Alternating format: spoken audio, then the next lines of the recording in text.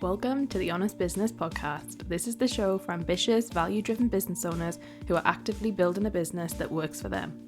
Hi, I'm May James, and I'm here to make scaling your business easier and more rewarding than ever.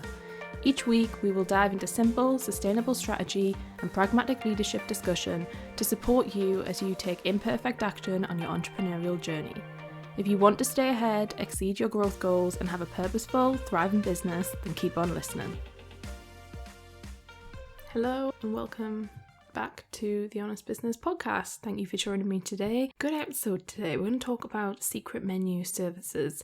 And if you're unsure what that means, don't worry, I'm going to go into it. But this is a really interesting thing to discuss because it's kind of an interesting way for you to make more money. It's an interesting way for you to expand your offerings, etc. And so yeah, really excited to get into it. So, what is a secret menu? What am I even talking about? So what I'm talking about is in your business, you may want to have some services that you offer that aren't things that you publicly advertise. Might be things that you can do and that you like to do, but you don't publicly kind of talk about them, you don't sell them, it's not your main kind of offering. Now, many businesses have these, some people intentionally, some people unintentionally, and we're going to kind of go through them today, and I'm kind of going to go through what works best and what doesn't. In terms of how they work, it tends to be that someone may work with you and have chosen to work with you on one specific thing. So they've bought something from you. And then once they've done that, that might then mean that they can unlock a whole other host of different services that you have. Now, the reason we call it a secret menu, the menu part comes from the fact that some people, you could actually have almost like a menu, like a treatment menu, like you would in a spa. So you know how you'd have like a menu in a restaurant or a menu in a spa, and you could have all the bits and pieces written on that you can have with a price next to it, and then they can pick and mix different things. That doesn't have to be how it works, and doesn't have to be, that's not how I do it. Like, I don't have a one-pager with it all written on, but there are really interesting ways of doing this, and it's quite an exciting concept.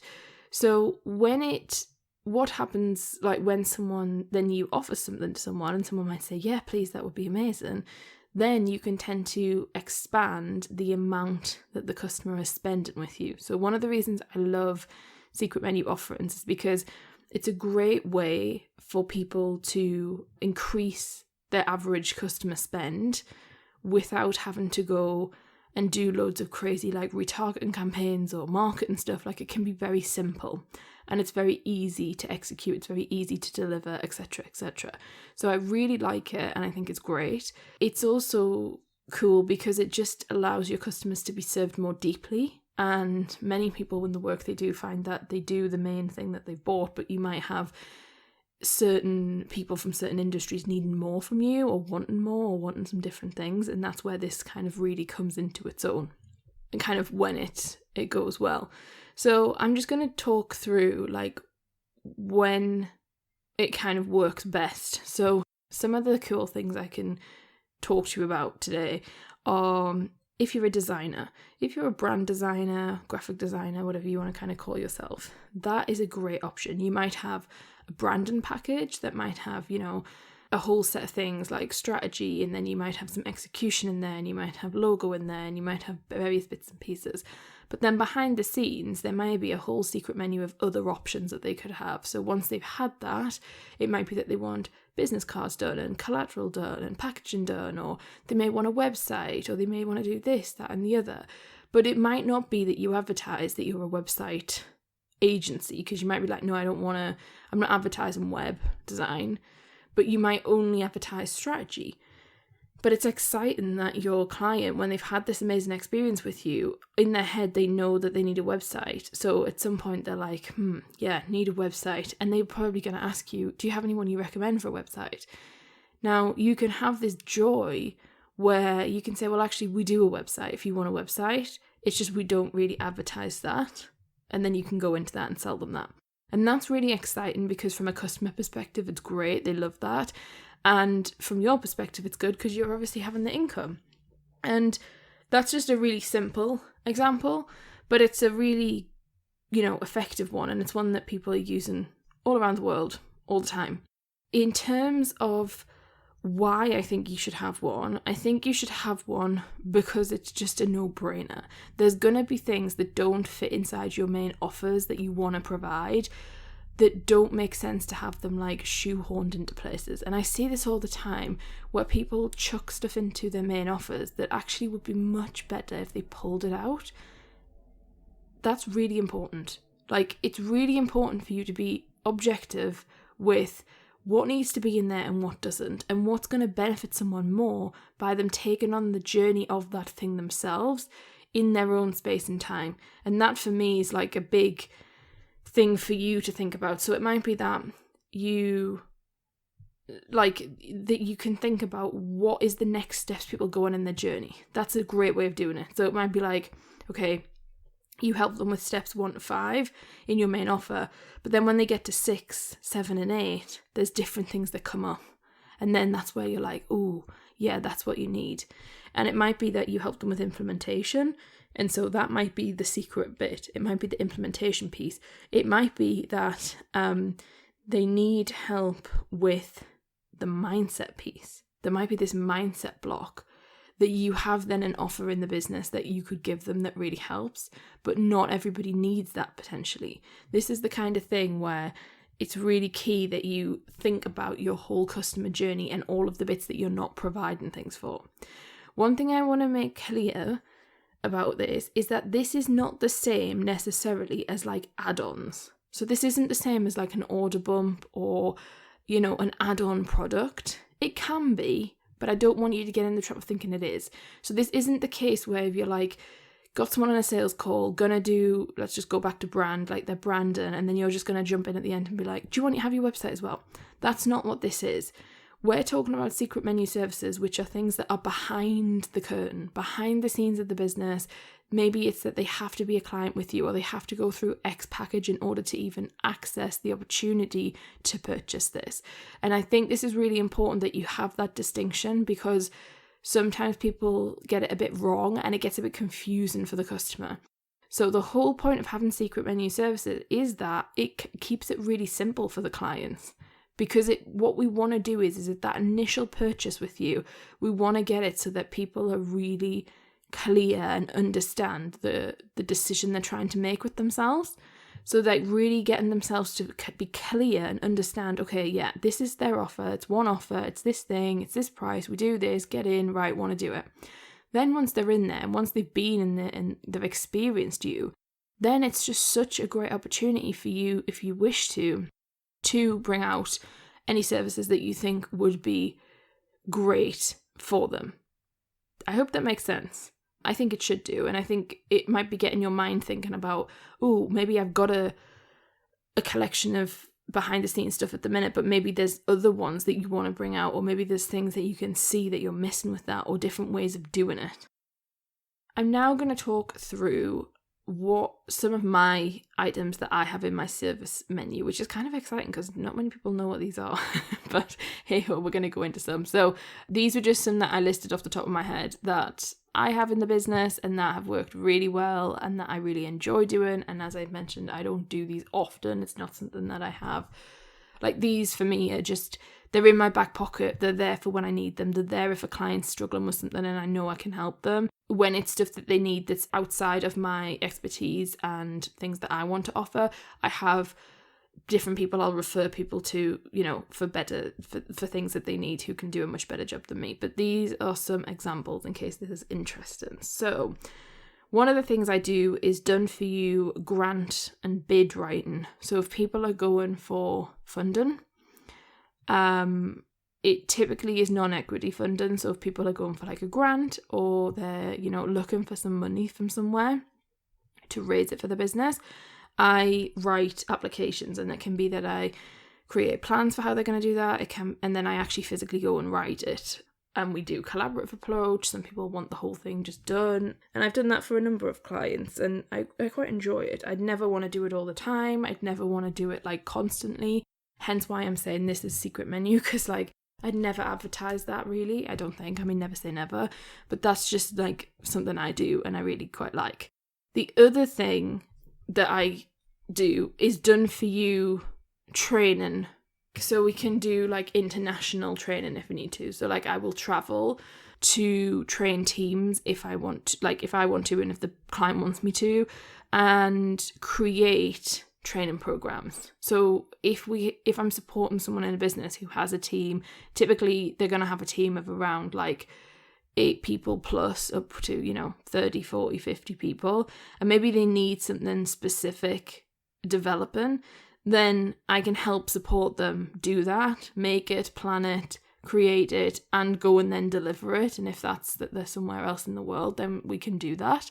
And then again, that is like available, but I'm never going to start saying that is available, if that makes sense. It's there in the background. Another thing similar is in-person operations and systems overhaul. This again is not something that I particularly like. I'd never want to do this all day, every day, hence why I don't do it.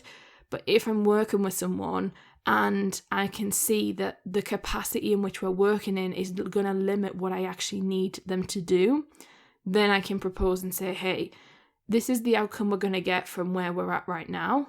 If you want to get X outcome that I think is possible and that you really need, how about we do this X, Y, and Z thing? Because it might be that I need to physically see them, or I need to go in their office, or I need to understand how they're operating and what's going on and where their systems are. And sometimes, depending on the business, systems are challenging to do virtually sometimes. Not always. Like if you're an online business, then obviously it's pretty simple, but there's certain things and places where that's not the case, and being in person together can really help.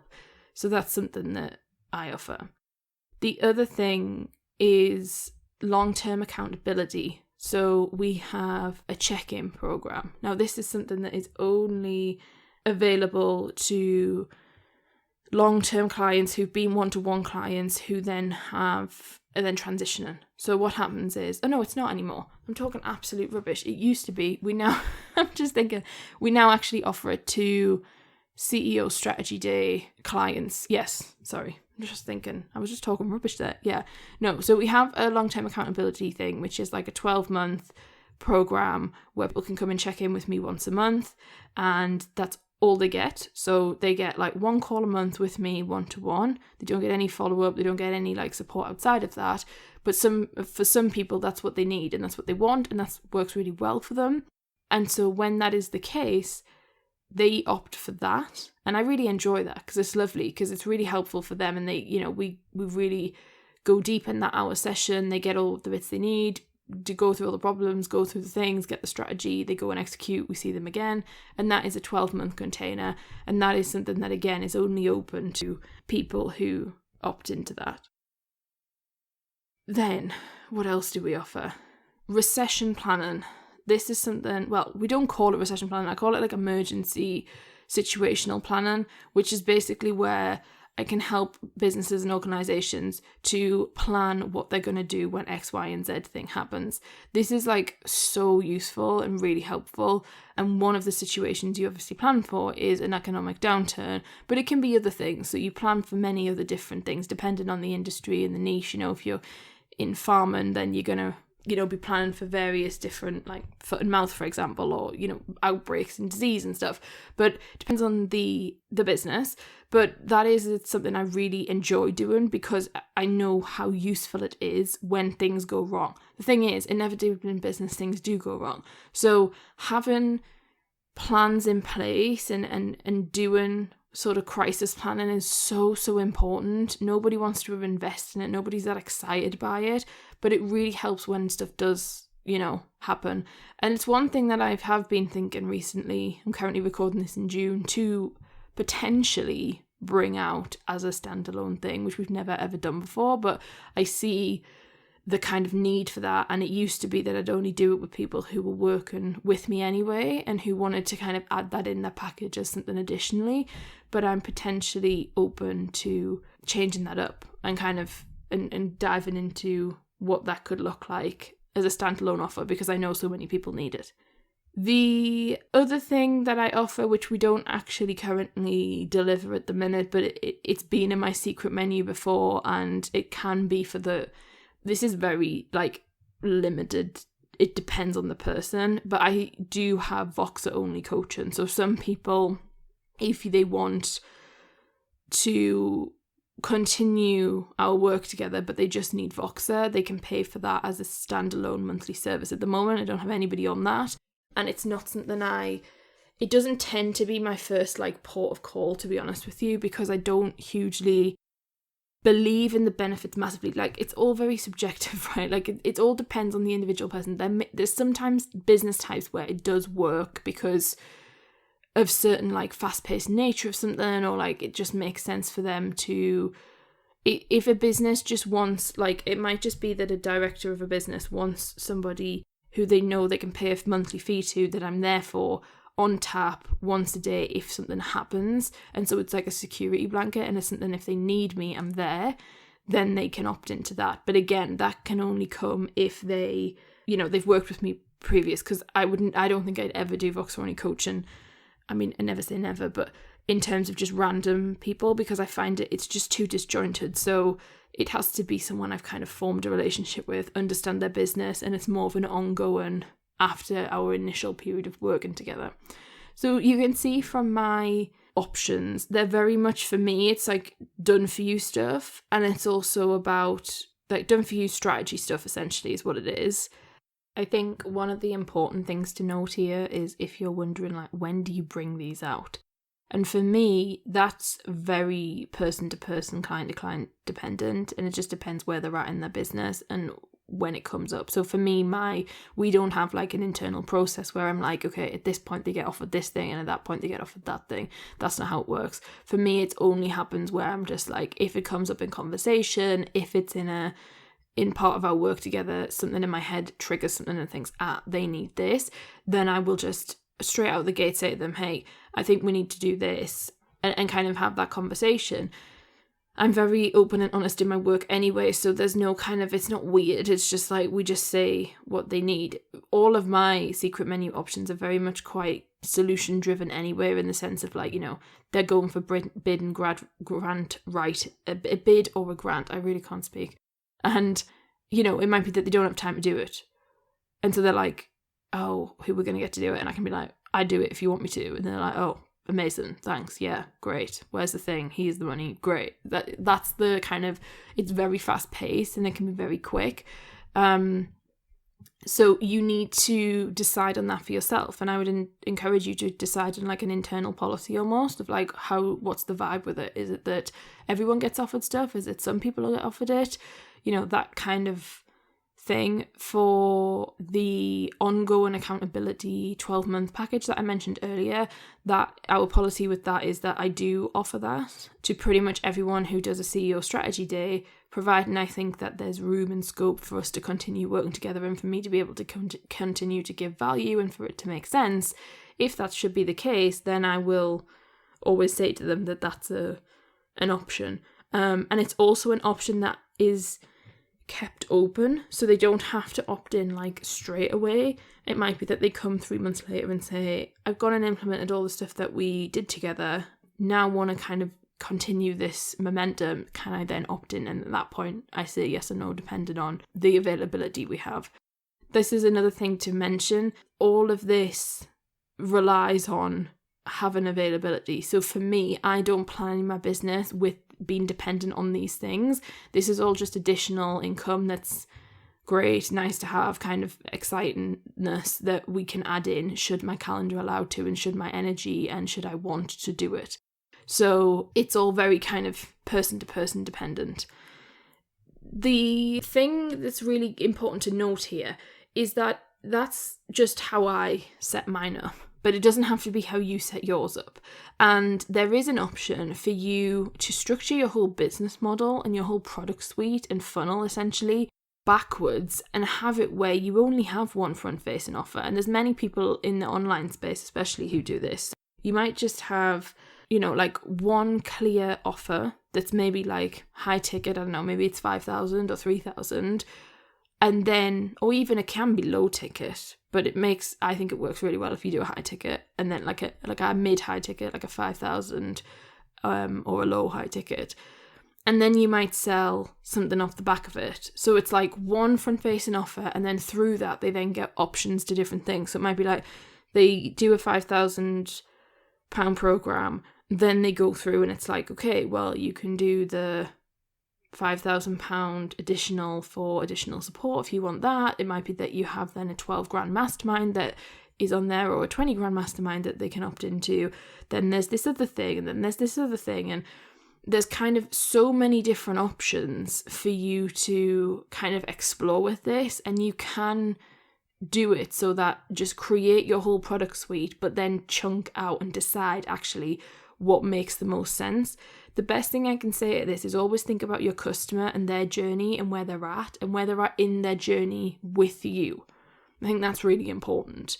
Obviously make sure it works for you as a business as well, but in terms of deciding which to put where, I really encourage you to really kind of put your shoes in your ideal client.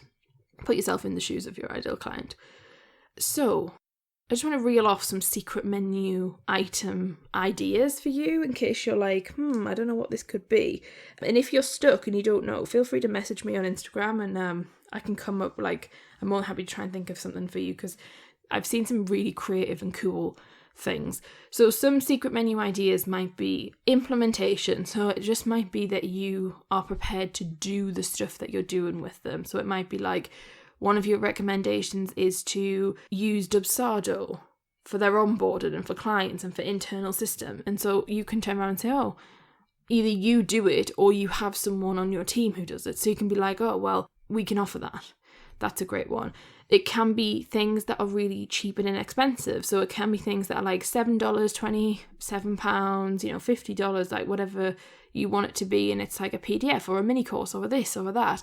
Like, that is the sort of thing that you can add in there if you wish to. Other good things can be like a VIP day. Like maybe you don't publicly sell VIP days, but you behind the scenes are happy to. Another thing can be speaking. It might be that you enjoy speaking, but you don't really kind of say that you do it. And so it might be something that you have as like a speaking thing.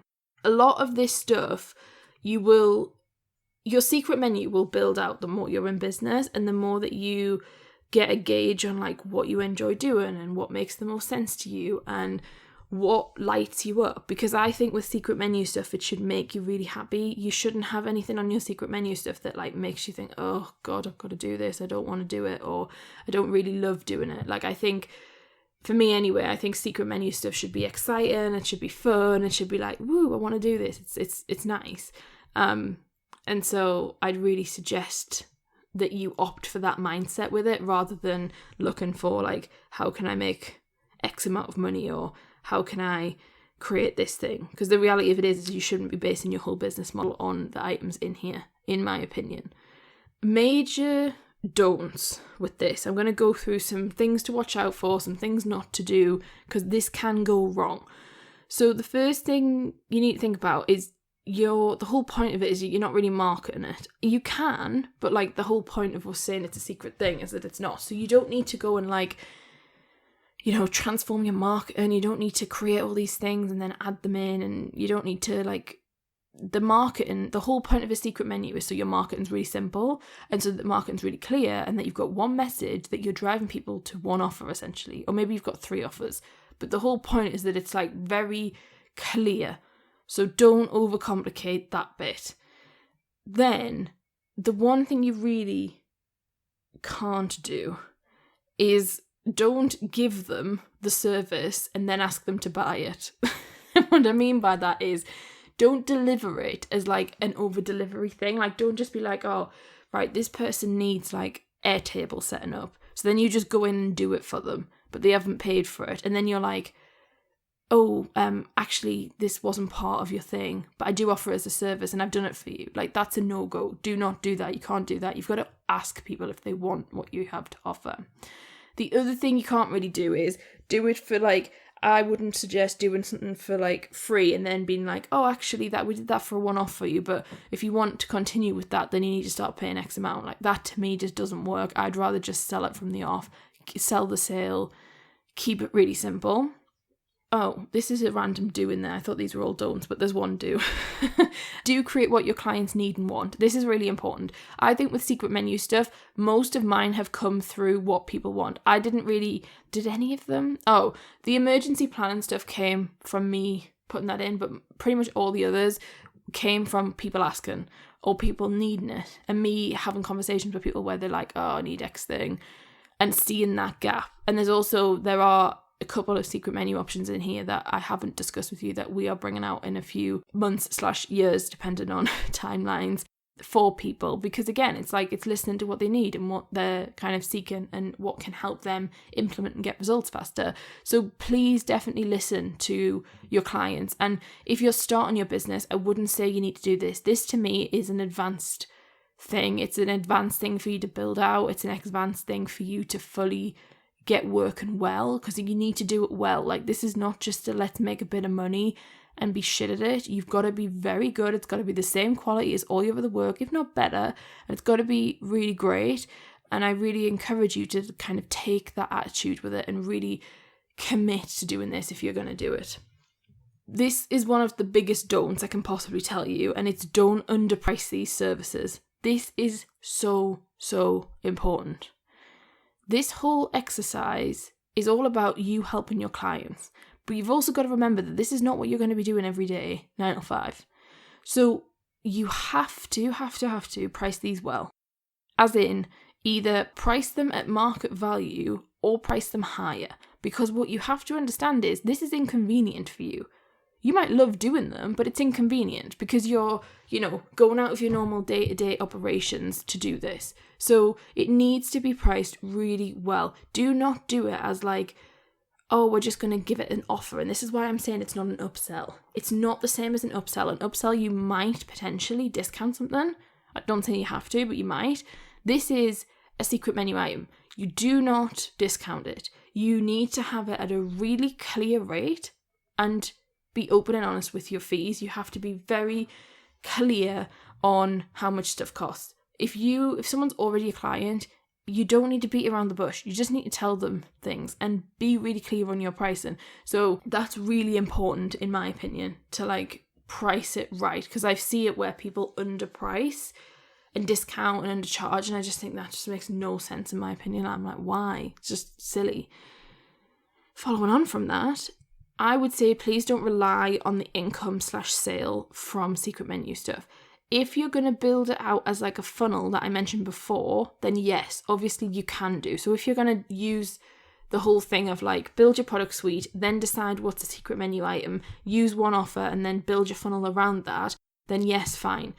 You can then obviously rely on the income because that's how the whole business model is going to work.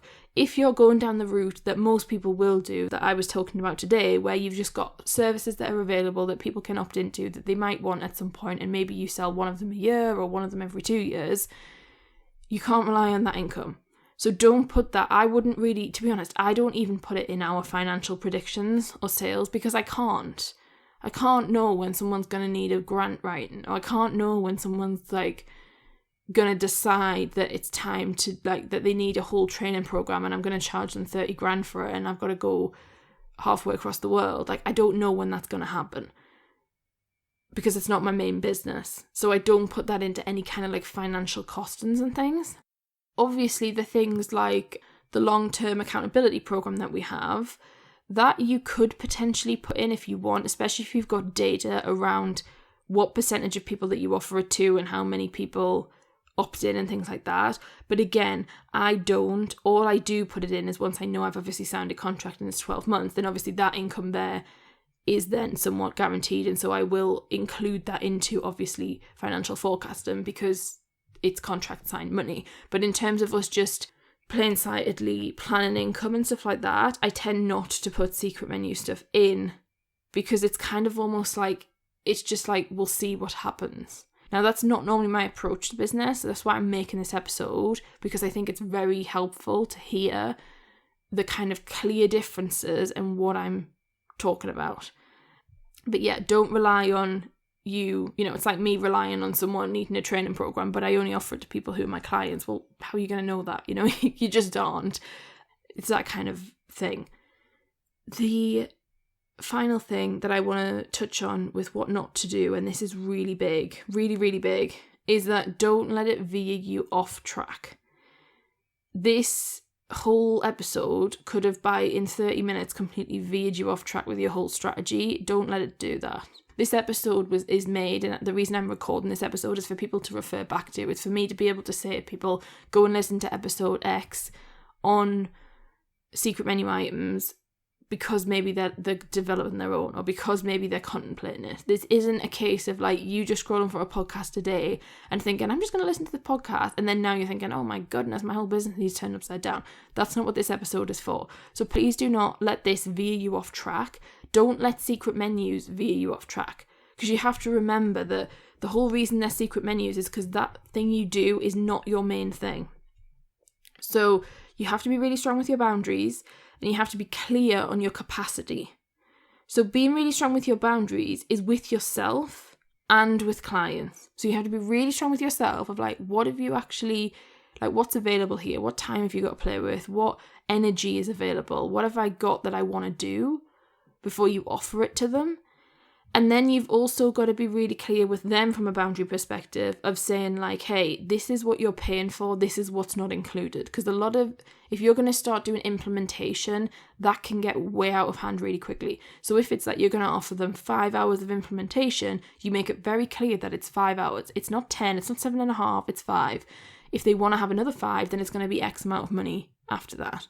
And you have to be really clear with that, because if not, this can get very messy and your client relationships can actually get very stressed and it can get very unpleasant, because, you know, you're kind of, at this point, typically, if you're going to offer them a secret menu service, then they're typically already great. You've got a good relationship with them. You enjoy working with them. You don't want to jeopardize that. You don't want to kind of go the other way and then think, oh no, why did I do that? So really, really clear boundaries, clear on your capacity, strong in saying what is clear and what isn't. Also, make sure you have a contract. All of this stuff you're doing, it's a contract. You need a contract. This isn't like, oh, here we go, here's 50 quid under the table, great. It's no like some dodgy thing. Like, no, you must have a contract for all of these additional bits you're adding on. It might be that you can have it on as like a contract edition. There's different ways you can position it. I'm not saying you have to have a whole clear contract. Like some of you, it will make sense to add things into contracts, and if you've got software that allows you to do that, where they can re-sign and stuff, that can work. Or sometimes it might require you a whole new contract. Like for instance, for me, if someone's finished a CEO strategy day, then they're going on to a 12-month thing, we just do a complete new contract, obviously, because it's a total new contract, it's not linked. So then we have that contract that gets sent to them, they sign it, they pay, they start, blah, blah, blah. If, for example, it's like something that you're going to start implementing and you're going to do that, then it might be that you can add it into your contract. But again, seek legal advice for that if you're unsure. And it's always a good option if you're unsure to just have a proper contract for each thing anyway and get them to sign it that way. But definitely, please make sure that you are protecting yourself and that you're being really clear, above board, and, you know, making everything make sense. That is my podcast episode on secret menu items. I hope this was helpful, and I think it might have sparked something inside of you to think about. It might be that maybe this is something you circle back around to months, years down the line. But secret menu things are great and they're really fun, and that's what I think. They should be fun and exciting and joyful and kind of help you have many strings to your bow without being complicated and without it confusing your audience and without you getting people thinking, what does she actually do? Because if I started advertising and marketing all those things I've just told you, people would be like, what on earth?